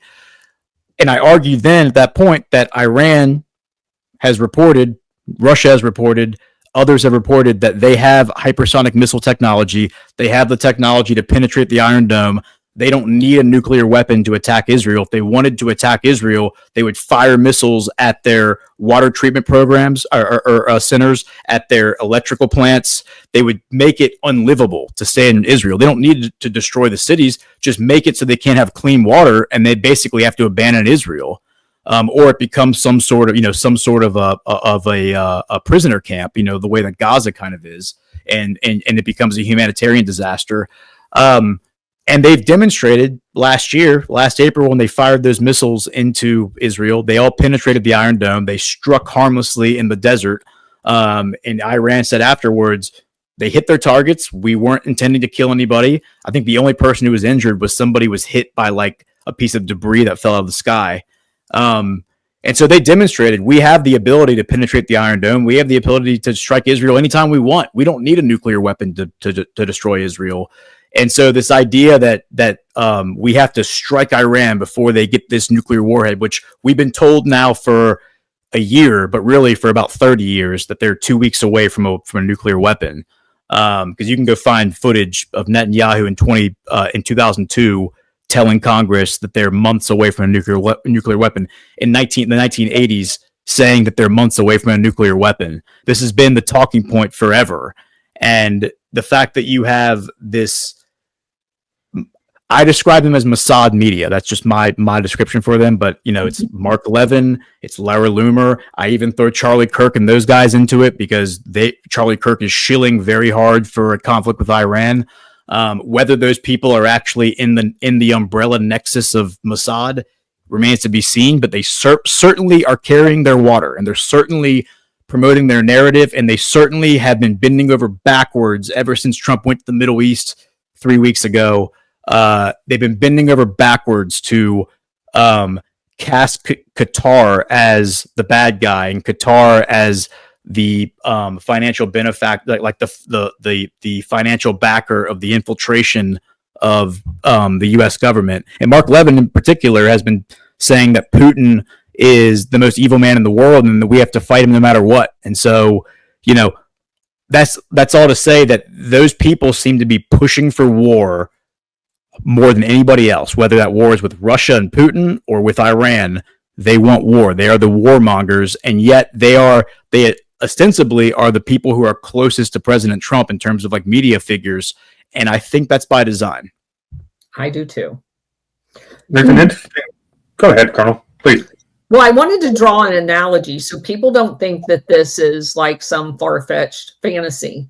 I did quite a few shows, and obviously I interviewed the one of the USS Liberty survivors.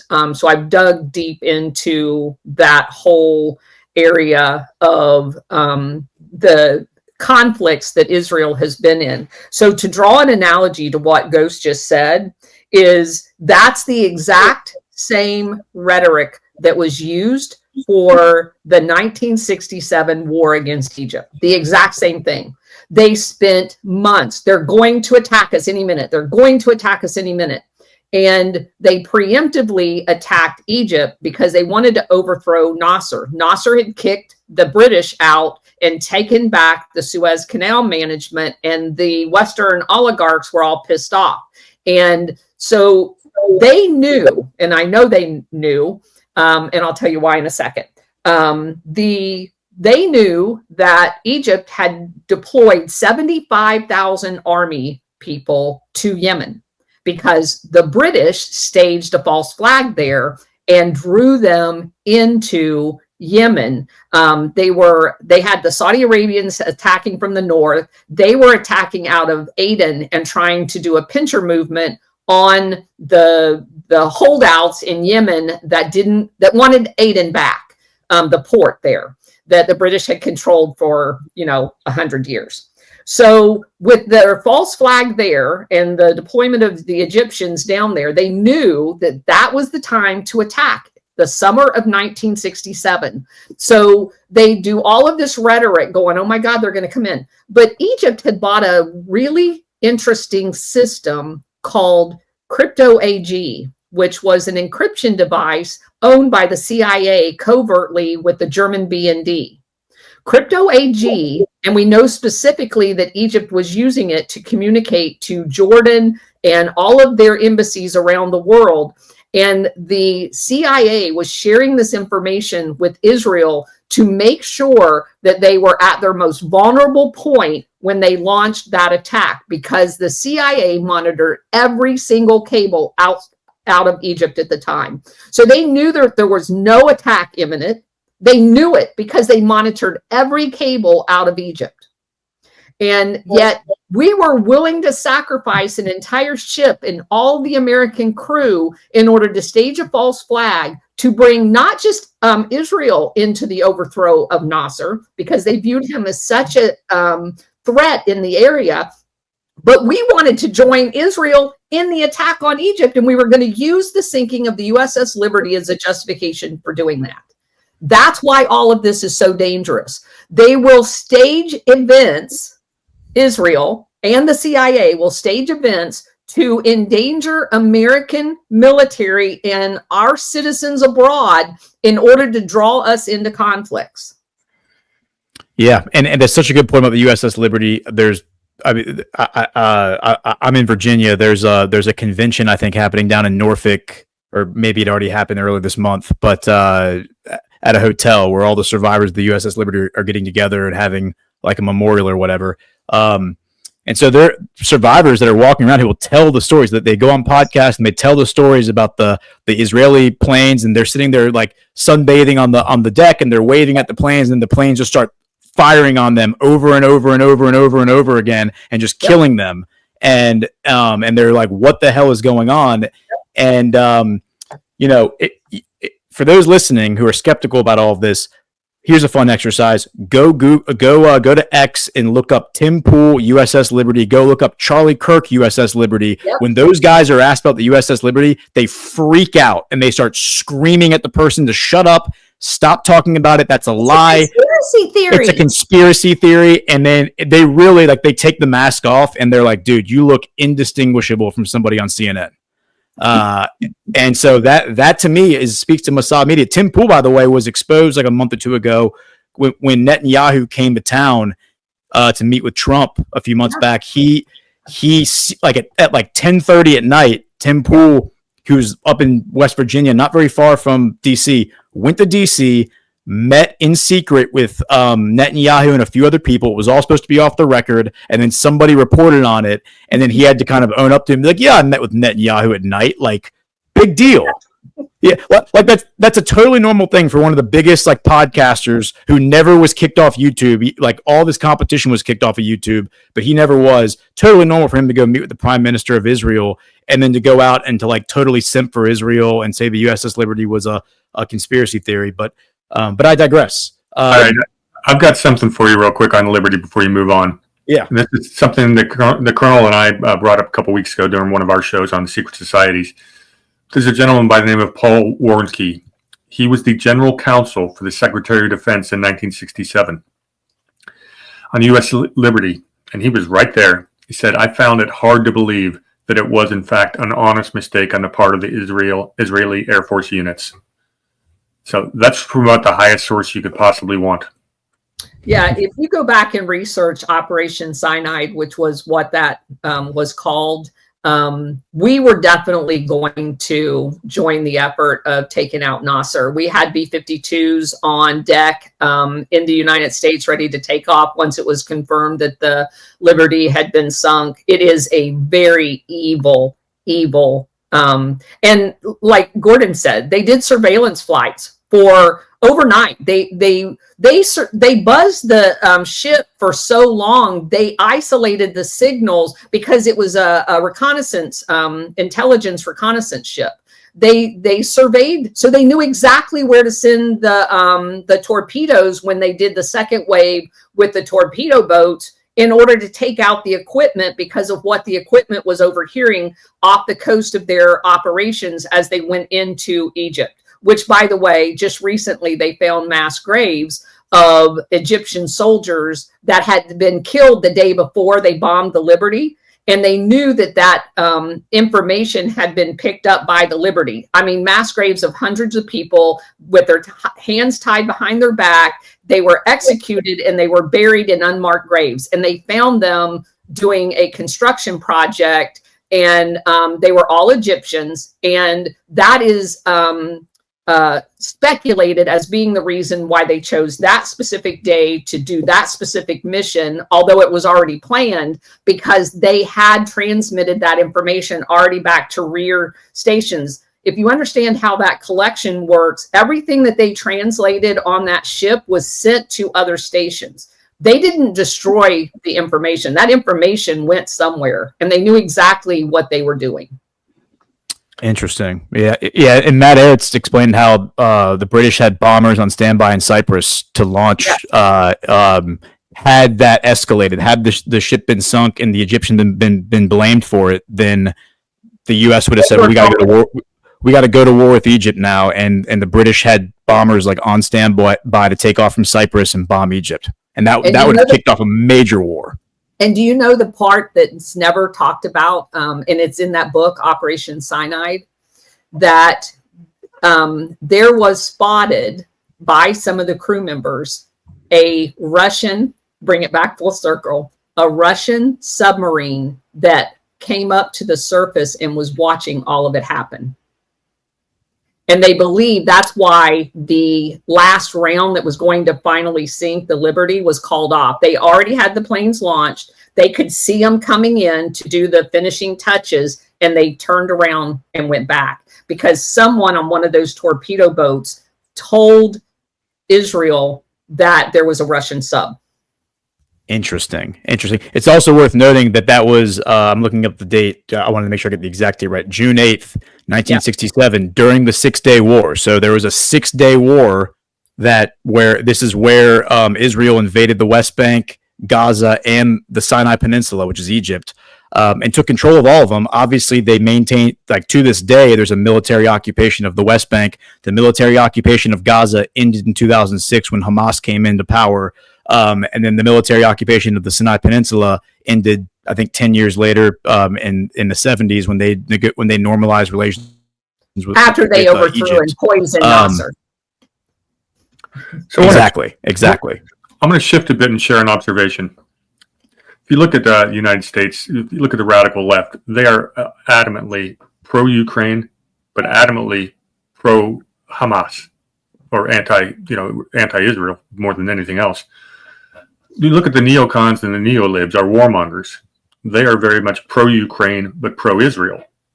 So there's a bit of a conflict there. And it's normally the media is the one painting the narrative for both, but it's a very interesting split there. I bring it up to help us bring us home with the following question. Yep. Israel is another one of those countries that was carved up by the Anglo-American Empire with imaginary lines, even though some of them go back to biblical times. I get that, but it was basically created by the Anglo-American establishment. They are surrounded on all sides by ideological enemies. The best case scenario is one of these days that something like the Accords that Trump was working on end up everyone being friends and it becomes a great prosperous trading site scenario. More likely scenario is these people will never get along, and this is something we're going to keep hearing about for the next 2,000 years. With that in mind, this Zionist regime, Gordon, you mentioned earlier how many Israelis we have fighting in the Ukraine war. What is the connection between the two, if you want to bring us home? Yeah, so the connection between the two is the fact that, as I mentioned before, the colonists who colonized Israel all come from the ghettos of the Soviet Union or Imperial Russia, rather, known as the Pale of Jewish Settlement, which was established by Catherine the Great in 1791. She was a dear friend of the American founding fathers of Benjamin Franklin, and then it was dissolved in 1917 by the Bolsheviks, who came out of the Pale of Settlement and were hired by Western oligarchs to kill the Russian royal family. And if you want to share my screen, let me pull this up. I can connect you to the Israeli mafia. So in the 1980s, you had the collapse of the Soviet Union was imminent. It was obvious to intelligence agencies. They understood this was going to happen. There was a guy who ran the mafia in Ukraine. His name was Simeon Mogilevich, and he needed a way to get his money out of Ukraine. And so he went to Robert Maxwell, Ghislaine Maxwell's father, who helped establish Mossad's network of little helpers around the world, who helped Mossad do their operations. And he said, the best thing you can do is you can take your money and bring it to Israel. We have Israel has the most lax banking regulations because we want foreign investment. And it's the easiest way to launder money is to launder it through Israeli banks. So this guy did that. So Robert Maxwell gave him a Israeli passport. He got it through his contacts in the Israeli government. If you want to share my screen, this is Simeon Mogilevich. He's considered the Brainy Don is his nickname. Now in 2010, there was a Ukrainian intelligence officer who was arrested by the Ukrainian law enforcement and brought into court because he had destroyed all the files that the Ukrainian intelligence services had on this guy, because this guy is Ukrainian and Israeli. That guy, his name was Alexander Turchinov. Okay, this guy just by coincidence, after the Maidan coup occurs in February of 2014. This is the guy who's installed as the interim president by the CIA for 5 months until they could organize a new election and anoint a new president. This is the guy who was installed as president of Ukraine temporarily, and he of course is a lieutenant in the Israeli Jewish mafia, and he's an agent in the SBU, which is Ukraine's CIA. So there's a connection there. There is a network that extends. Mogilevich, by the way, was the number one supplier for the Gambino crime family for ecstasy. So he was making all the drugs, shipping them to Brighton Beach in New York, and they were being dispersed to all the nightclubs and everything in New York. That was Mogilevich doing that for the Gambino crime family. So this is a major crime ring. This guy is an unknown entity mostly. He has connections to some of these gas companies that are connected to the Biden family, that are connected to Pelosi's kid, that are connected to a lot of these scandals that Zelensky and Trump have touched on in some of their phone conversations. And I would also say that, to bring us home, why is Trump backing ostensibly Netanyahu? And what I've come to find, Brady, is that there are two guys in Israel who are the opposition leaders to Netanyahu. Their names are Yair Lapid, who is a former television news anchor turned politician. He's in the Knesset, which is their Congress. There's another guy named Naftali Bennett. Now, Yair Lapid, he started a new political party in 2018. He's kind of considered a centrist, center-left.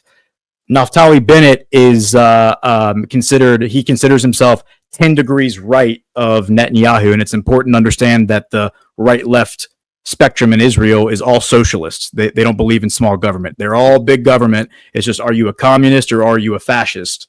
Both of them were temporarily, they've made this political alliance in 2021 in order to kick Netanyahu out of power.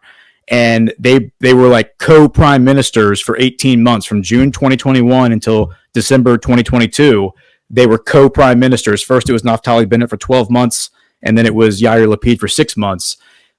The only reason that Netanyahu was able to get back into power and to get enough support in the Knesset to become prime minister again is because he went and made an alliance with people who had been considered they had been persona non grata back in the 90s. They were considered too radical and too extreme to serve in the Knesset because their ideology included Jewish supremacy. And so they passed a law in 1994 that said, if you are a Jewish supremacist as part of your political platform, you cannot serve in the Knesset. These are the guys whose constituencies are in those settlements that are in the West Bank. So in December of 2022, here's the story. Netanyahu supports canceling law banning racists from the Knesset. So he makes this unholy alliance with Itamar Ben-Gvir, Bezalel Smotrich, Israel Katz. Part of the deal was, all right, if we're going to support you, Netanyahu, you got to make us part of your security cabinet. And that's exactly what he does. And so now the security cabinet is those guys. Here's Bezalel Smotrich, the Minister of Finance. Here's Itamar Ben-Gvir, National Security Minister. Israel Katz, he's now the Defense Minister, was the Minister of Foreign Affairs. The most radical people in Israeli politics are now in his inner circle, and they are firmly in control. They want war with Iran. They want greater Israel. They want to conquer all the adjacent countries. And what I've learned is that Yair Lapid and Naftali Bennett are far more reasonable when it comes to pretty much every single issue, including Palestine. They've openly said, we will make, if you put us back in charge, we'll make a two-state solution. We'll cut a deal with Palestine. We'll recognize their national sovereignty. We'll give them a country. But the two things that those two guys said that they will not do, their red line is, number one, they will never allow Saudi Arabia to have a nuclear energy program, ever. They're never allowed to have a nuclear reactor, which MBS said is absolutely one of his hard lines. He wants one. Number two, war with Iran. We have to have a war with Iran no matter what. My theory is that had those guys forced Netanyahu out, they would have put the public to sleep because they are very good statesmen. They're good politicians. People would stop paying attention to Israel, and we'd wake up one day, we'd be in a war with Iran. Netanyahu is a fantastic villain. He's like straight from central casting. Everybody hates Netanyahu. He is like Hillary Clinton on steroids, but for Israel. And so I think Trump keeping him propped up, keeping him center stage, it keeps all the eyeballs focused. It keeps Nick Fuentes and all of them frothing at the mouth, like pointing the finger at Israel and saying, everyone pay attention. So everyone is focused on Israel. Everyone is watching Israel at all times, expecting a war with Iran. And so his hands are kind of tied. If he does a war with Iran, they're going to know it's like everyone's going to know that it's no good. It's not like a legitimate conflict. If he doesn't do a war with Iran, these guys who I just mentioned are going to resign from office, which is going to cause the government to collapse. Netanyahu's political career ends, and he has 3 pending felonies from 2019 he's going to be prosecuted for, and he's definitely going to go to jail for those felonies. So he is in a total pincer move, over leveraged politically, and I think Trump has designed that to keep him in place because he's the ultimate villain. He brings everybody's attention to Israel, and ultimately, I think the point of doing all this, what's the point of doing all this? The point of doing all this is this right here. Let me play this clip, and then I'll rest my case. Here's a 2-minute clip from Ben Shapiro. I forgot to mention him earlier when we talked about Mossad Media. This is what you're going to see, I think, from all the people who are dishonest in this emerging new media space, who everyone thinks are like, oh, this is the new alternative media. Listen to what Ben Shapiro says here. So a kind of shocking story from Axios yesterday emerged that suggested that President Trump had cautioned Israeli Prime Minister Benjamin Netanyahu in a phone call last week not to take any action that could jeopardize negotiations between the United States and Iran on a new nuclear deal.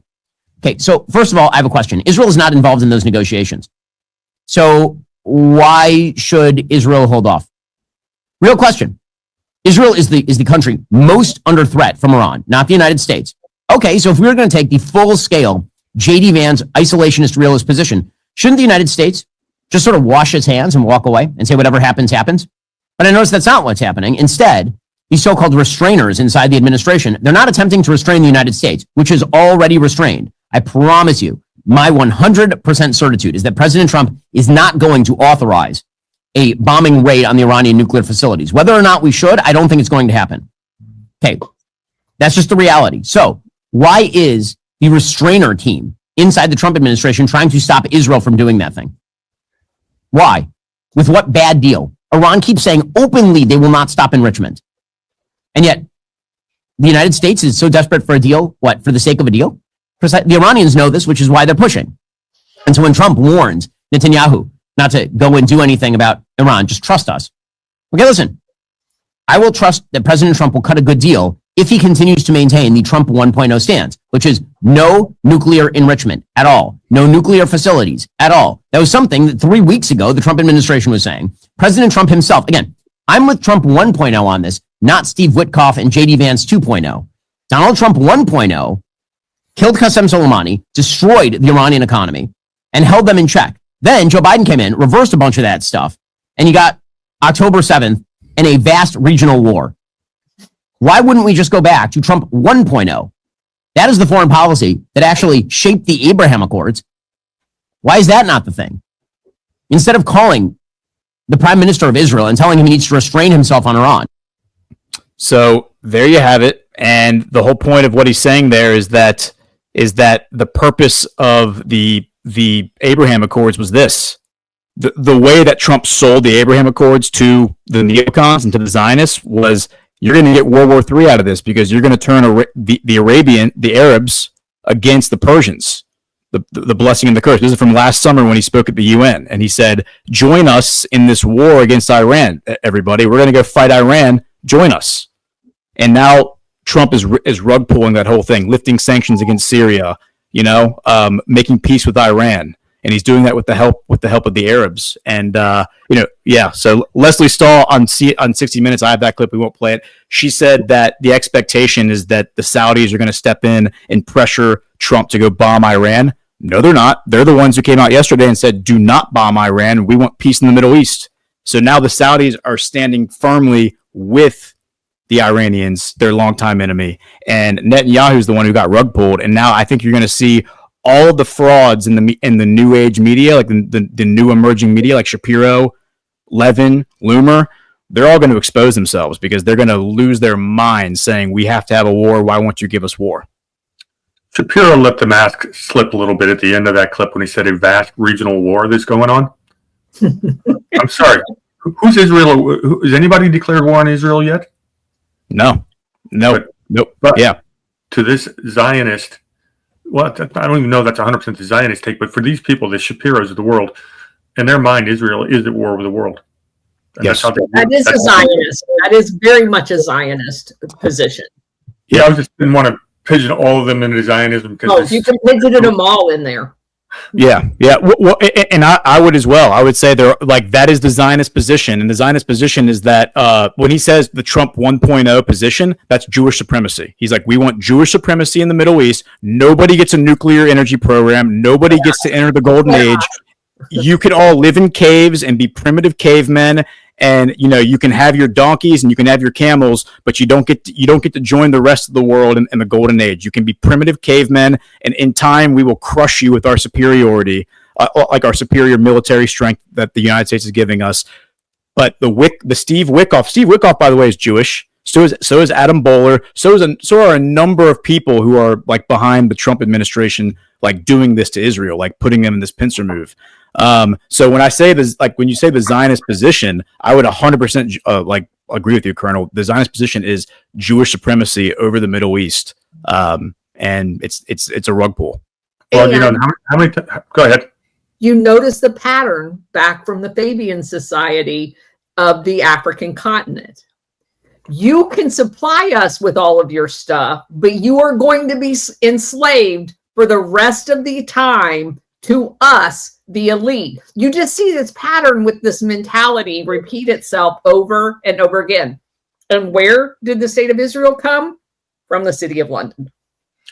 Yep. And I was going to say something very similar. My version of it is, you look at Marxism, you look at Fabianism, you look at Zionism, they're all fruits from the same Hegelian tree.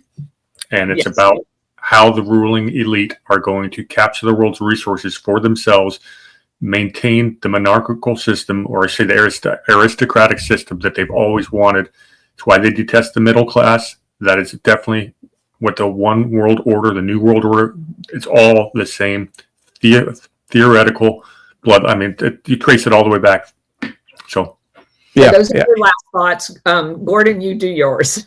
I'm sorry. I know I've dominated the conversation here. No. I have nothing to add. You covered everything. This is your area of expertise, and thank you for adding everything that you did. No one can say it better than Ghost. The like 5 years ago, 10 years ago, even 2 years ago, I think a lot of Americans would have bought into the idea that we can't like the Arab Muslim world is irredeemable, and that Ben Shapiro is right, and that it's incompatible with Western culture, and we have to crush it. That's the only way to deal with them is through strength, right? That's why what happened 3 weeks ago in Saudi Arabia is so significant, because that speech that Donald Trump gave in Riyadh, when he threw the middle finger up at the Republican Party and said, like, we are not doing this the way the Republican Party wants to do this. We are doing this through the way that the Arabs want to do this, because they have the right mentality and they want to do this the right way. And those images of MBS, putting his hand on his heart and smiling big, I think he is so important in all of this, because he helps sell the idea that these people are very reasonable and that we can be friends with them. They are not the crazy radical zealots that the CIA and the Republican Party and Fox News has told us. Yes. We can be friends with them. Yes. And that sums up everything that this show has been all about. Thank you both for being here. This is such an amazing opportunity to illustrate to everyone that will see this what is really going on, and the measure that these people will go to. Sacrificing, we didn't even bring up the Las Vegas attempted takeout of MBS, and the sacrifice that was done there, orchestrated. They will stop it. There's not any number, any limit to the amount of dead bodies that will be laying in the path of this. Hegel is so appropriate. Brady, thank you for adding that, because it does start with that mentality. So thank you all, Brady and Goes for being here today. This is truly an amazing show. Yeah, let's do it more often. Yeah, absolutely. Thank you for having me. Yeah, it's always fun to get together with y'all and compare notes, and I feel like there's always a lot of great material that is presented. So thank you all for having me. Yeah, there's a synergy to your area of expertise, what I've been researching, and the economic aspect that Brady brings to all of these discussions. So I love doing these shows. Yeah, let's talk about Syria soon. Okay. Yeah, that's a fun one. That is a goofy cartoon happening in Syria right now. But yes, anytime. All right. All right. Cheers, everyone. Thank you, guys.